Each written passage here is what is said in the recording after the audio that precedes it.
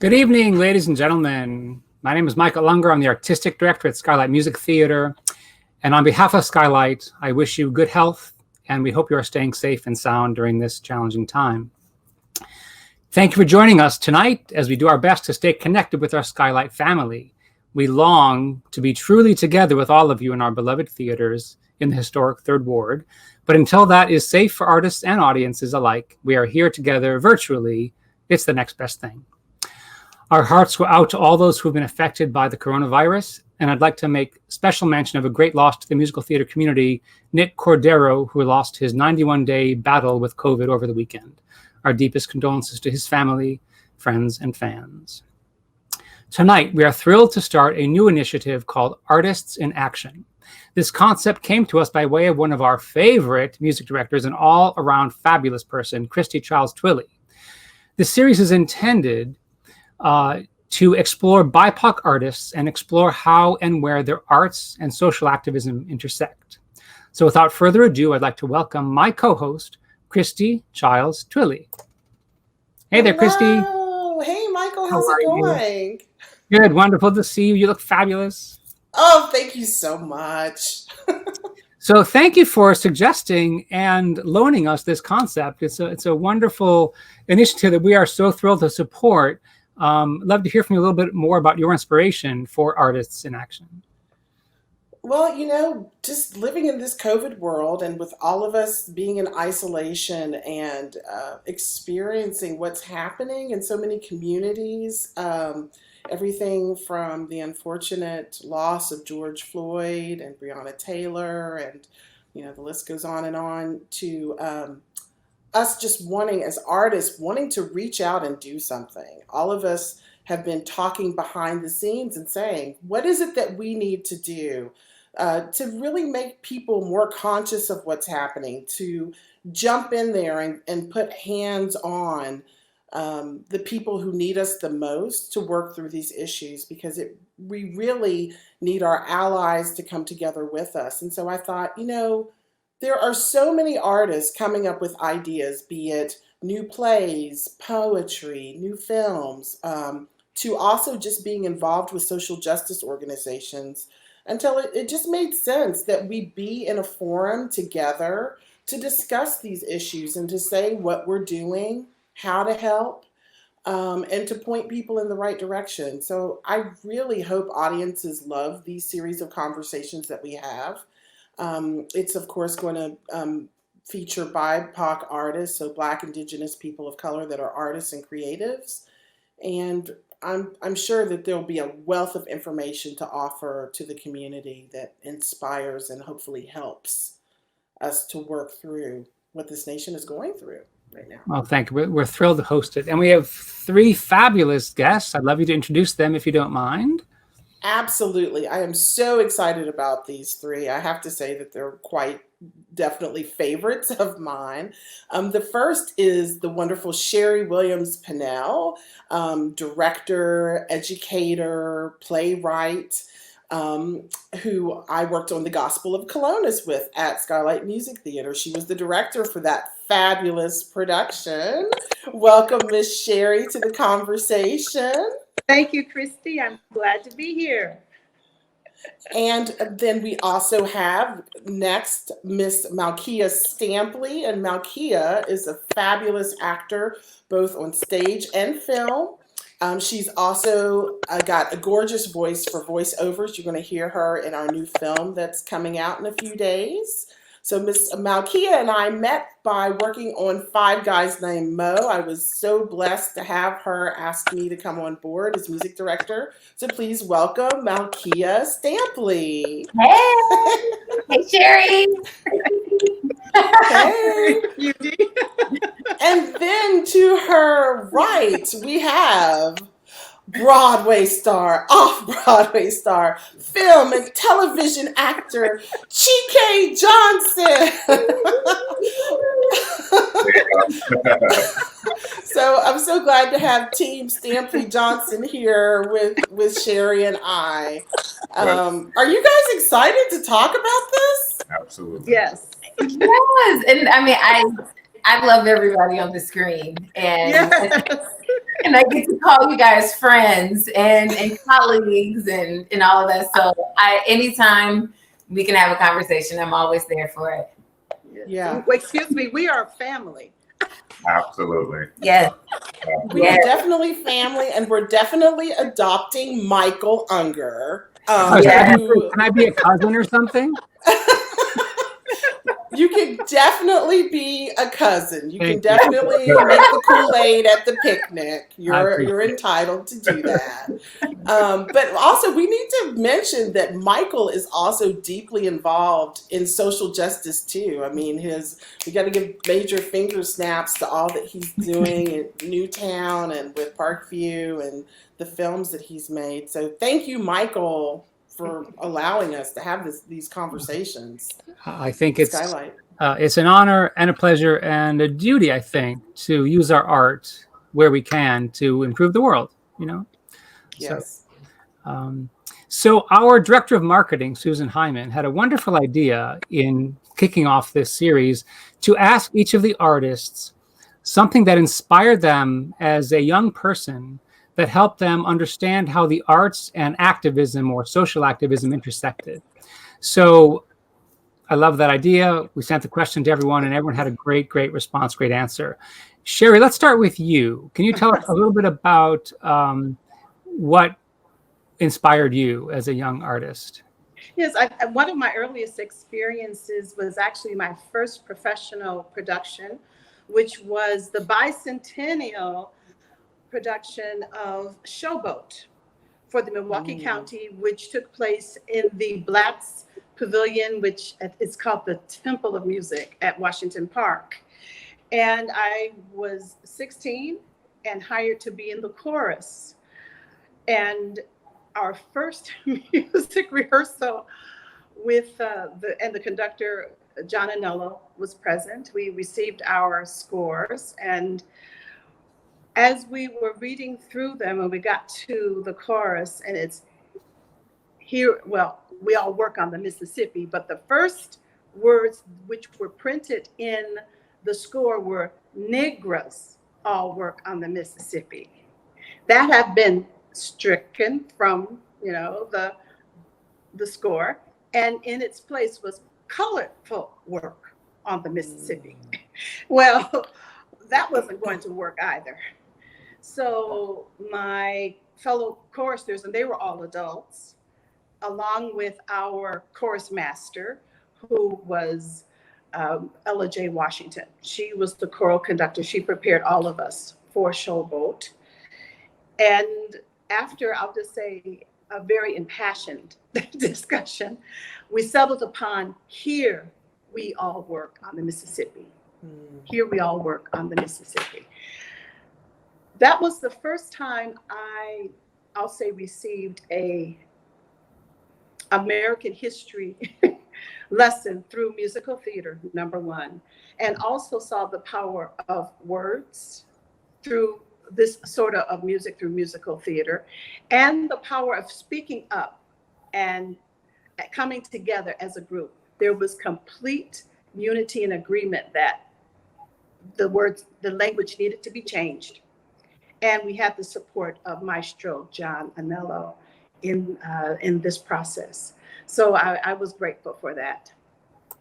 The other thing is I had an opportunity to study violin as a young girl through Milwaukee Public Schools.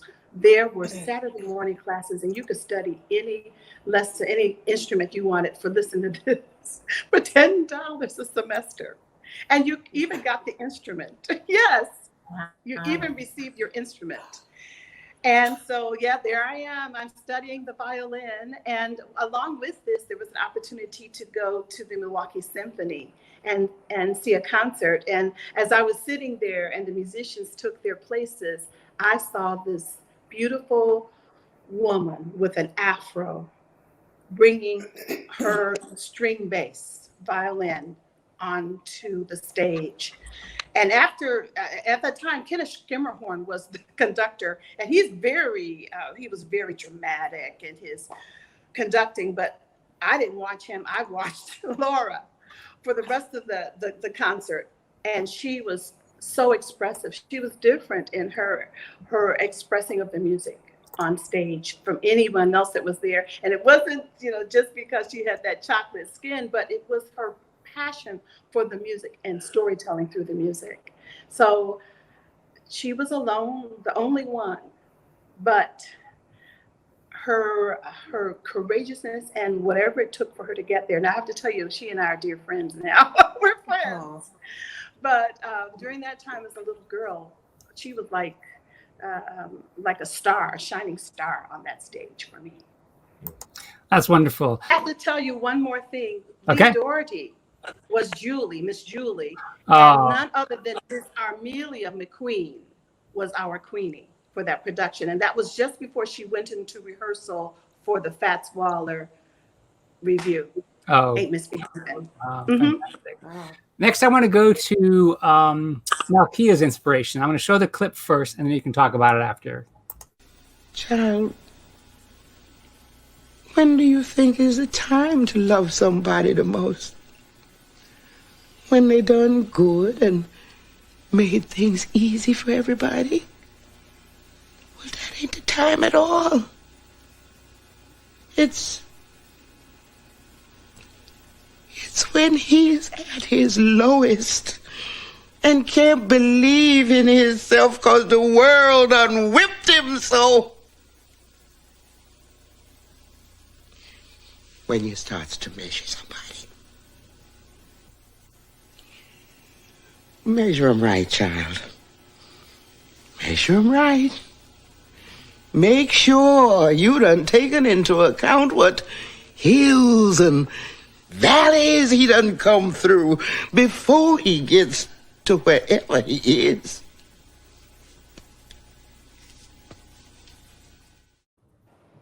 That's an acting class right there, folks.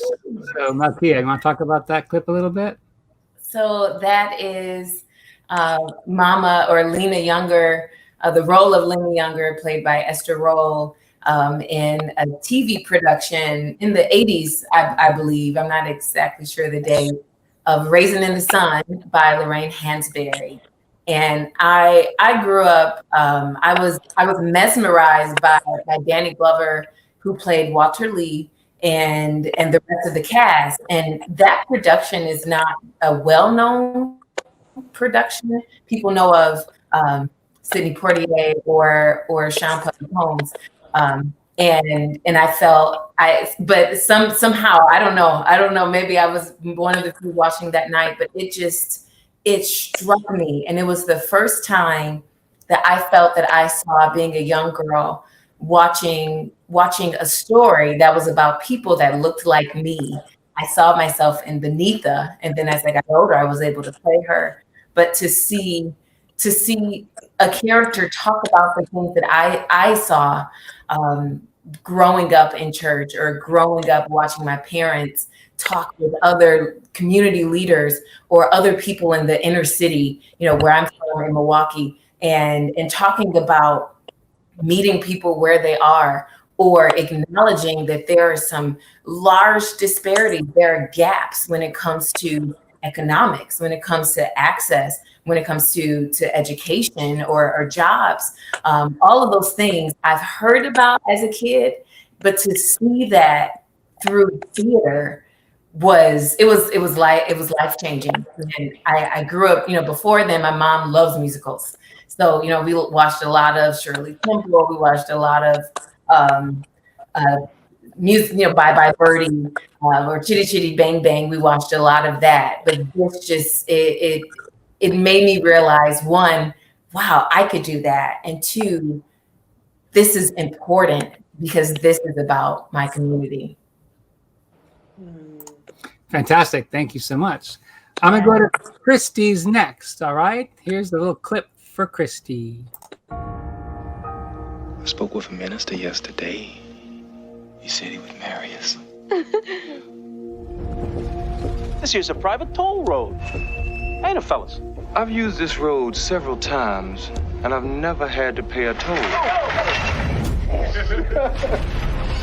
I'm afraid you can't file a complaint against a volunteer fireman. Why not? Because they're not an employee of the city. We have no jurisdiction over them. Mr. President! You gotta help Walker! The woman who bore my child. She believed in justice. She died begging for it. You're wrong, Mr. Walker. You are wrong to the depths of your soul. Because vengeance does nothing but perpetuate more vengeance and on and on. But you speak like an angel, Mr. Washington. It's too bad we're living on the earth. So, Christie, tell us about that point of inspiration for you. Oh my gosh, Ragtime. When that movie came out, I was probably 9 or 10 years old. And my family always loved going to the movies. And my dad in particular loved taking us to movies that were often surprises and had another purpose for teaching us some lesson about life, about growing up, about our communities. And I remember going into this movie and hearing all this great ragtime music. I was playing piano very well by that point and thinking, oh, this movie is going to be so cool because I love Scott Joplin's music and there were going to be rags. And then suddenly I was just overrun by this story of just prejudice. But within that story, there were all of these incredible actors, all these incredible Black actors, plus Debbie Allen is in it playing Sarah, and I was a dancer, so I was mesmerized by the fact that I got to see her act only and not dance like I had seen in television shows with her, like in Fame. But just, I had never been in a situation where a story about racism in the U.S. was told with that much perspective and that much truth and that much poignancy.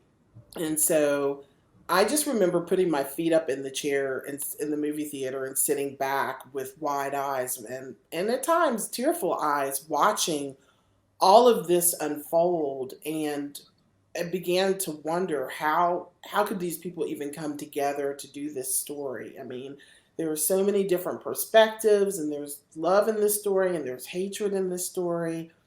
And so, you know, that was a real awakening for me because I grew up in a family that was very social and very active in the arts and all of that. But to see people clashing and to see this much prejudice and injustice and situations where someone's losing the love of their life and they're taking extreme chances to get back at the people that took her away, I tell you, it kind of left me speechless. And my family, we had a long conversation after that. And when my grandfather told me that when he was a kid that he had a Model T Ford, then that just even rang home even more because, of course, that's the car that Colehouse is driving in the movie. That sets everything off. Wow. So also fabulous musical by Ahrens and Flaherty. Yep. Yes, that too.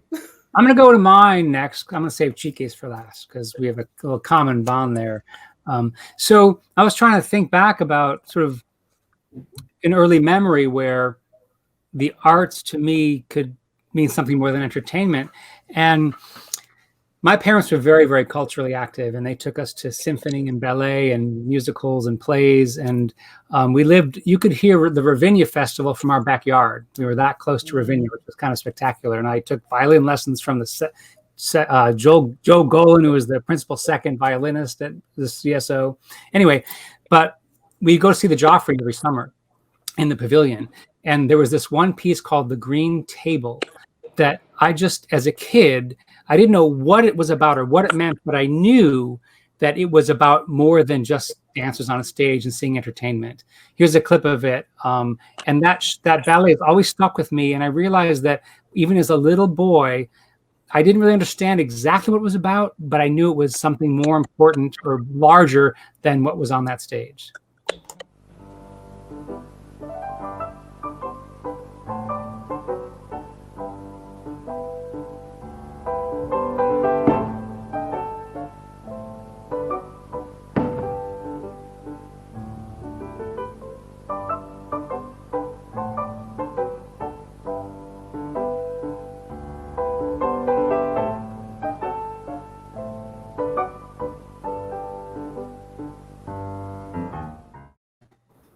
So, and I actually saw Christian Holder dance the role of Death, and it's a ballet. Now I know it's a ballet about the futility of war and the bureaucrats who make it happen. So there. Okay, Chike, I'm going to play this clip of one of yours and my favorite movies. Here we go. Are you 110 years old? So they tell me. How far back can you remember? How far back you want to go? How far? You want me to go back as far as I can go? That's even further than when the freedom come.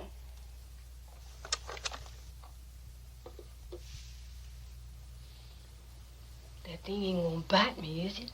Oh, no, ma'am. No, it's just a tape.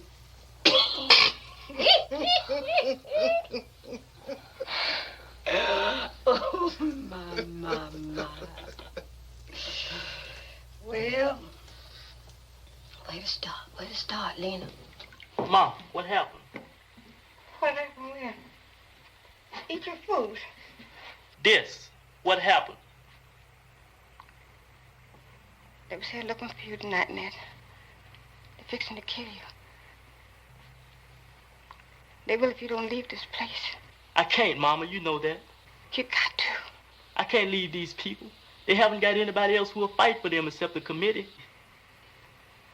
Ned, you ain't worth nothing to nobody dead. You pack your things now. Take the road to New Orleans and take a boat leaving for Kansas. You come with me then. No, I can't, Ned. I'm tired here.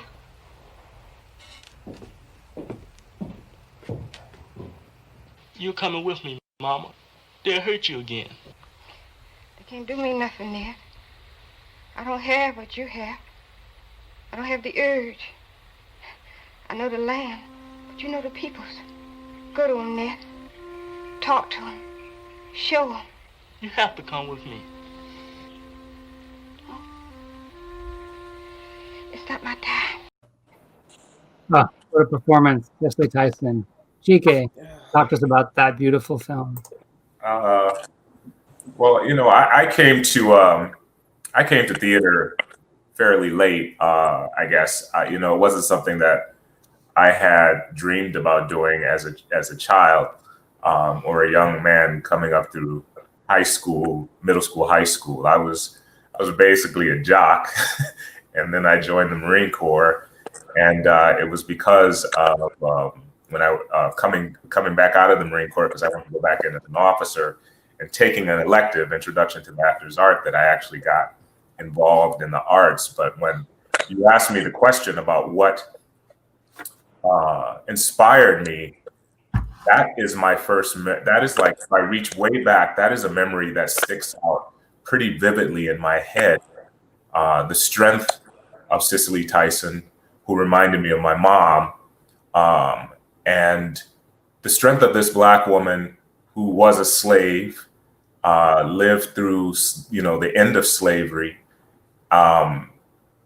lived through her son being killed, and then at the ripe old age of, or young age of 100 and something, is still fighting for people. I mean, standing up for her people and taking the chance to drink at an all-white fountain.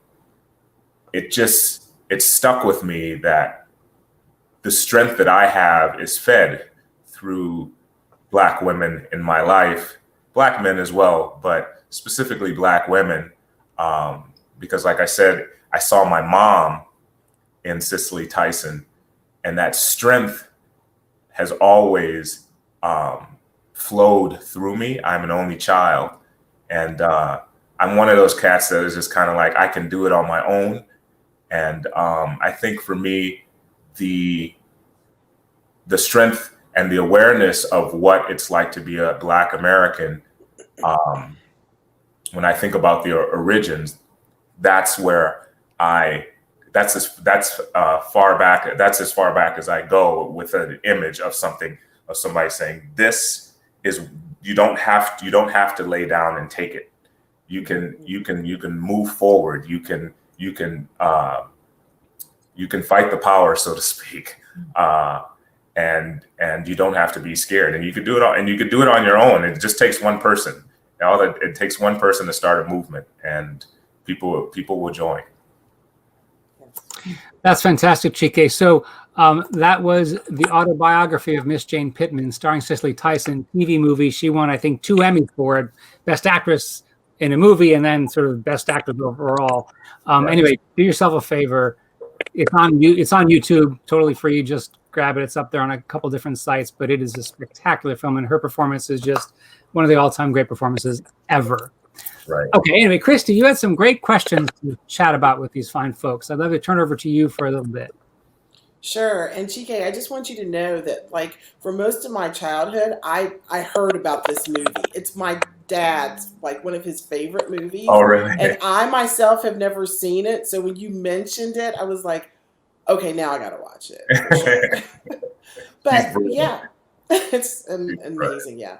So I want to talk about all of your involvement in social justice and social justice issues, and how important it's been for you to be involved and to have a voice that you're sharing with the community and the world. I know that all of us are attending lots of different events, from the Black Broadway events to smaller community events, and I know that you're doing a lot in Milwaukee. So my first question for you, and I'll pose this to Sheri first, was your family involved in social justice, and did that somehow form your interest in being involved in it too? Absolutely. I'm in a family where my siblings are 16, 18, and 20 years older than I. But so they were young adults and active in the civil rights movement. They were a member of the NAACP youth organization, which met in the annex of the church that I attend, in our first building that we worshiped in. My mother was a lifetime member of the NAACP. I had a brother-in-law who was the president of the Urban League chapter in Knoxville, Tennessee. So I've grown up wanting to be involved in the movement, but I found through the arts was really the best way for me to express my activism, through acting, through writing, through the storytelling, and in making sure that when I have an opportunity to sit at the table and to make casting decisions, that I get as many people of color and local, my African-American, members of my African-American family who bring all this talent, to be able to make those decisions and to advocate for them. Mm-hmm. Chike, how about you? Was your family involved in social justice? Well, my mom now, and for a long time is involved with voter rights, and so she's well known in Milwaukee as the person to go to when you need the information and making sure people get out there and vote. My dad is in Nigeria. He was born and raised in Washington, D.C., but moved to Nigeria. He is known as the godfather, if I am right, of basketball in Nigeria. He's the reason, one of the reasons Akeem Olajuwon played for the Houston Rockets. He helped the general manager of the Toronto Raptors is here partly because of my dad. So yes, they have had some sort of hand in the pot, if you will, of social justice. Malkia. Yeah, similar to everyone.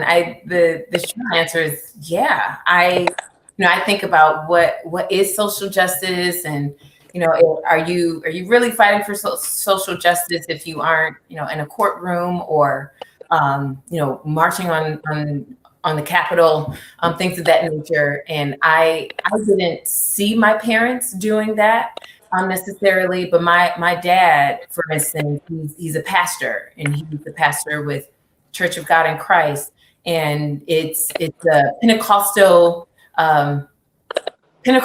the church, and very, at least back in the day, quite conservative in a lot of views.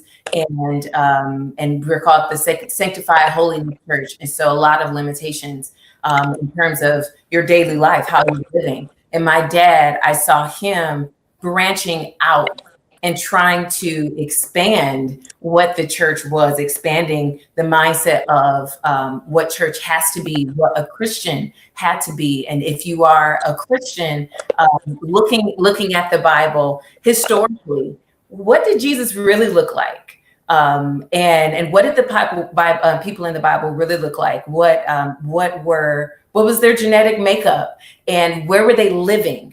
And so he took a lot of his research and made a lot of scholarly points to challenge us, the community. And I grew up in 53206 on 10th and Atkinson. That's where his church was for over 26 years.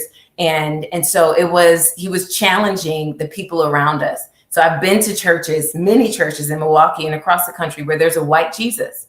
And in the 80s, ours didn't have it. And not only that, but it was, I mean, before even my dad's church, there was Pamoja. And so he infused African culture, Black empowerment. And so you had people like Zakiya Courtney and Tony Courtney being members of our church, where we were bringing together people who are interested in Black empowerment, cooperative economics, and making sure that if I have it, you have it. And so that's how I saw him fighting. And my mother was just, right along with him, and her being in the classroom and being able to sneak in that Black history to her students. And we were a family of 6 kids, which means automatic choir, soprano, alto, tenor. My mom had me singing soprano a little bit longer than she should have, me being the youngest. One of the youngest. But, we sang Sweet Honey in the Rock. That's what we grew up singing around Milwaukee. We sang those songs. And so it was in me. It was just, the songs that I think about were either Black power songs or just empowerment songs, freedom, questioning the status quo and saying it's not good enough. Whatever you're giving us is not good enough if we aren't determining it for ourselves. And if I don't have someone along with me, and if my brother over here is suffering, then we're all suffering. That was my father's ministry. That was my mom's teaching. And now it's, I think that's become my theater purpose. Mm-hmm. Yeah, when I think about my own family, it sounds like we have quite a few things in common, all of us. Like, my family was also very involved, especially my grandparents and my great aunts and uncles, all members of the NAACP, but also all members of Black sororities and fraternities that were constantly doing things in the community quietly to help solve problems, staying in touch with having the right attorneys to help in situations where maybe people didn't have access to resources. And then I think about my grandmother, who worked in the polls for something like 40 years. I mean, she didn't stop working at the polls until she was well into her late 60s, early 70s. If there was an election, she was there. And both my dad and my grandfather ran for city councilman in their town. So my family, I always laugh when people say, you don't talk about politics and you don't talk about religion. I was like, then don't come around me, because that's all my family does. So it's so great to hear how your families were also involved in different ways, even if it was just behind the scenes and quietly. So tell me, what are you doing now? What have you been involved in recently? There's a lot going on in this country right now. There are a lot of conversations that are happening, and even more that need to occur. So where are you dabbling?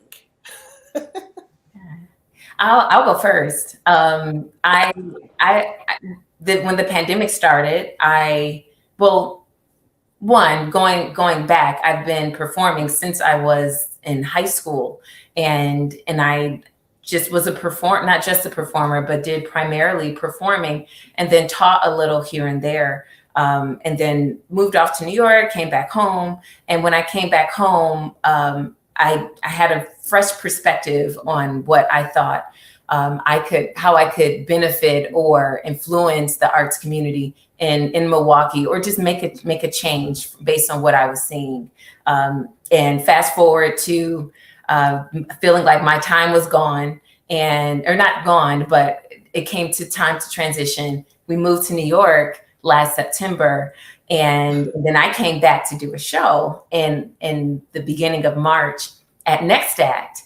And I was excited to do the show. And within 1 week, everything shut down, everything, as we all know. And then my family, we all just came together. Quasi, our son, came home from school. Chike and the girls came here. And we've been here since then. And we'll be staying throughout the summer. And so I thought that, okay, now that, everything is kaput and I don't know what is next, we're just going to enjoy each other. And lo and behold, unfortunately, the death of George Floyd, I feel like it just woke all of us up, and definitely me. And it went suddenly from, I am trying to maintain my household and my sanity, to, oh my gosh, what are we going to do as a nation? What is happening? This is not good. And then you see what was happening in Minnesota, and I was so inspired by those protesters, and you just got this feeling of something has to happen. And it's been happening ever since. And it's been this rumbling. It's been this awakening. And I'd say within a week, it turned into, okay, and how was the theater? How was the arts community responding to this? Because we've been through this before with Mike Brown. Everyone had their chance during Black Lives Matter when they first started, with Mike Brown. So what are you doing? And it turned to that. Everyone's turning to Starbucks, to everyone. What are you saying? And with that, then it turned into a lot of conversations, lots of conversations with colleagues or artistic directors, arts leaders. And then you saw this coming together. And so I'd say for me, it's been a lot of trying to figure out where I fit in with all of these conversations, and trying to make sure that whatever it is, that it's long lasting for people in Milwaukee, and that this is not just a reaction and a phase, but that this is something that we can all look back on 20 years from now and be like, this was the moment that we made a change and we never went back. That's how I feel like I'm a part of right now. Right. And I know that there are lots of grassroots organizations popping up everywhere. There are lots of social media groups that are also coming together to really challenge the questions that are out there and what we're going to do moving forward, because change does have to happen. Yeah. So how are we going to make it happen, and how can we, through the arts, push that envelope even more? Sheri, how about you? What are things you're dabbling in? One of the ways I continue to connect with the community is through working with the youth. So in addition to teaching at the Peck School of the Arts, which we closed the season, I'll say it was bittersweet. We continued with our coursework, but instead of face-to-face, we learned how to communicate online. So I'll just say I'm learning, the learning curve was really high, and I had an opportunity to try something new with these young people that is transferring into a project for this summer that I'm joining Malkia and DeMonte Henning and Brent Hazelton, and that is, and other wonderful artists, and that is in the creation of the Milwaukee Black Theater Festival. And that's, I am so excited, so hyped for that, and I'm so grateful to Malkia and DeMonte and Brent for inviting me to join them on this really wonderful venture. And then they were again talking about working with young people. Just today, I started teaching a summer theater arts experience through Black Arts MKE.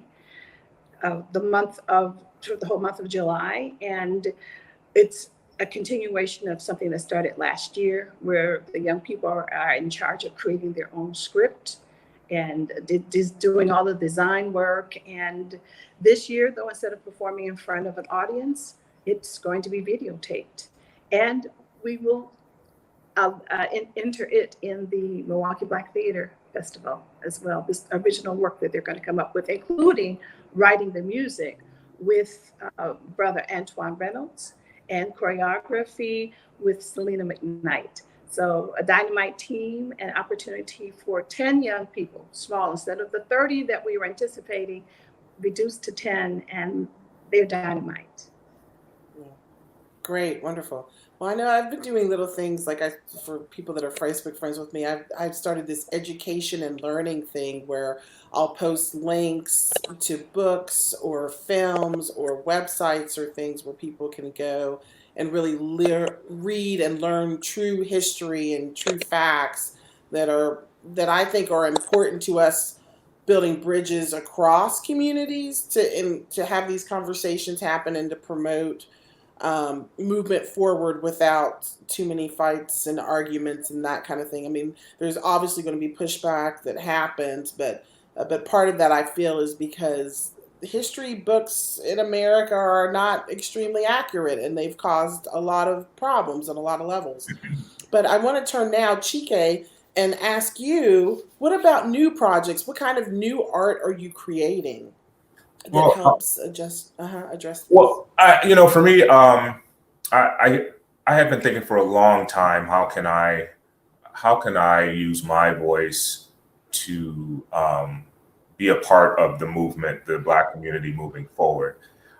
So I decided that I've always been a film fan of film. So I decided I wanted to go in the film direction. I wanted to produce stories by us, for us, that can be enjoyed by everybody. But, camera, behind the camera, in front of the camera, lights, sound, all that stuff. I wanted to be part of building a production company that represented the Black community. And so I've started, along with you, Christie, and Malkia, we've started We All Can Dunk Productions, which is a great thing because none of us can dunk. I used to be able to dunk, but those years and years ago, I could touch the rim. I still could touch the rim. But anyway, also I'm working on also creating my own production company in conjunction with that. It's really important for me. We have a really good friend, Gavin Lawrence, who I used to bounce things off of all the time, and I'd say, I'm sitting there complaining and doing, talking about our situation as Black people in the arts, especially Black people in film, and just Black people as a whole in the United States of America. And he would sit there and Gavin would listen to me like he usually does. And then he goes, okay, but what are you doing? Yes. And I would sit there like, okay, well, I'm not doing nothing right now, but it's coming. So my journey, I guess, now is to create film, and I'm doing it small. I don't need to have $1 million sitting in the bank to create film. Yes. All I need is talented Black people around me, talented Black writers around me, and we're going to move forward. And hopefully, end goal for me is to be able to give opportunities, and hopefully be able to teach young Black people who want to go into this industry, not only give them the opportunity to express themselves and express their art, but also give them the power and the knowledge to say that they don't have to wait for somebody to say, hey, we think you're good enough. No, just start creating. And I want to give them that power to know that you could just start creating. You don't have to wait until you've gone through school to do things. There's a really good filmmaker on I'll say this and I'll shut up. There's a really good filmmaker on YouTube, and his name is he goes by D for Darius. And I watched a lot of his his stuff, and he motivated me a lot. And he would just say, if you want to be a filmmaker, just start making film. You don't need a camera. That little phone that you carry around in your back pocket is your camera. Write a 2-page story and shoot it, and you're a filmmaker. So yes. I think all Black kids, all kids, but especially my kids, they need to know that. They need to know you learn by doing. You know, I love OJT, on the job training. You learn the best. That's how I learn. I learned the best by doing. Instead, I was one of those students where if you put a book in front of me, I begin to doze off. But if you take me out there and you show me how to do it, that's what interests me, the process of doing things. So that's what I'm doing in my own small way. Besides speaking out, I write stuff that angers me. I post things on social media that when I'm angry and I feel like words need to be said, but something solid that somebody can point back and say, yes, he helped move. He was part of moving the culture forward, is the film company. Yeah, that's great. I know we're getting close. We need to wrap up soon, but I just want to ask one last thing, and anybody can jump in at any time. I'm so thankful that Skylight is taking major steps to move us forward and to really allow these conversations to happen, not only through Skylight Social, but also putting together task force and committees to help them do what's right with programming and choices and repertoire selection. And so my last question is, do you think arts agencies are really doing enough to tell diverse stories for the BIPOC community? Go ahead, Miss Sheri. I'm going to let Sheri speak first. No is the short answer here. I believe now that I'm going to say a window has opened, and it's more than just for one person. I had a long career, and I'm very grateful. But there are more voices. There are some young people coming up with like Chike and Malkia and Demonte and Raven Dockery. I could start going on and on. These young people are bringing their training, their experience, their love, their passion, their stories. And not only are they bringing that, but they're bringing administrative and artistic skills that deserve an opportunity to be explored. So I'm hoping that there will be chairs at the table for them to sit in and contribute to the conversation when decisions are being made. So no, but it's on the way.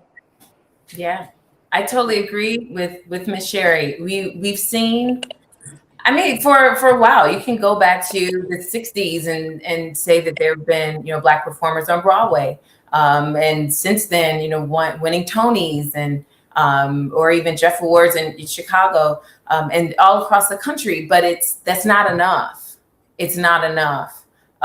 If we aren't seeing more Black or BIPOC artistic directors, board presidents, and not just millionaires. So I'm talking about those who are boots on the ground. Not if you're serving Milwaukee, for instance, let's talk about Milwaukee. And your board members live in Mequon and Brookfield and Waukesha and Whitefish Bay, but your building is in Milwaukee. I don't care even if half of them are Black. You're not doing enough. That's not enough. We have to change that.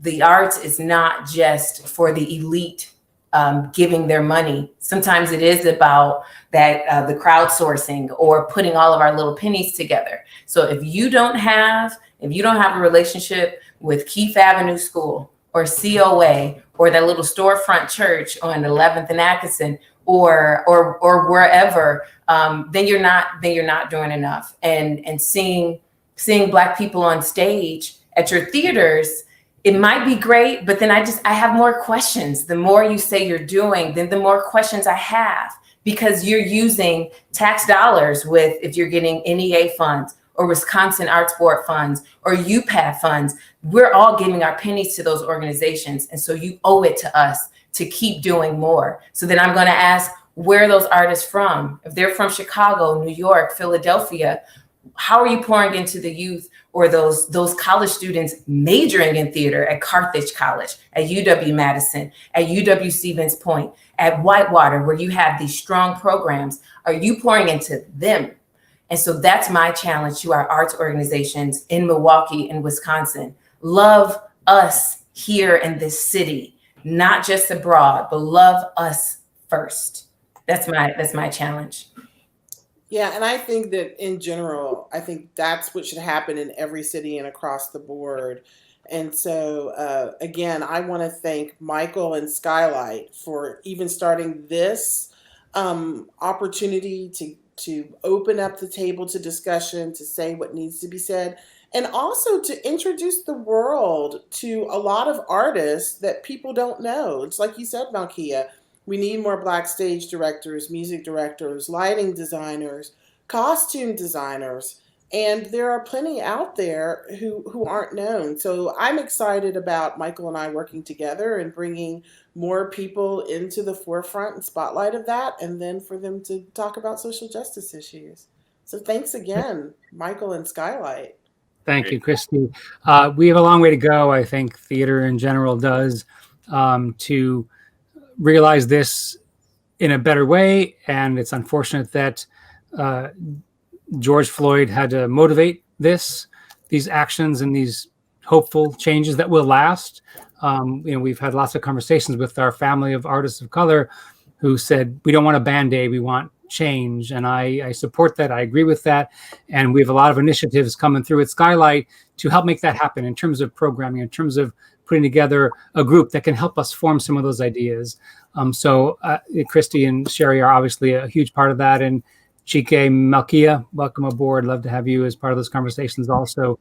But we need your help, and we're here to make that change where we can with your support. And we're offering you a place to be part of the discussion. So thank you for letting us in, and we're happy to let you in. So.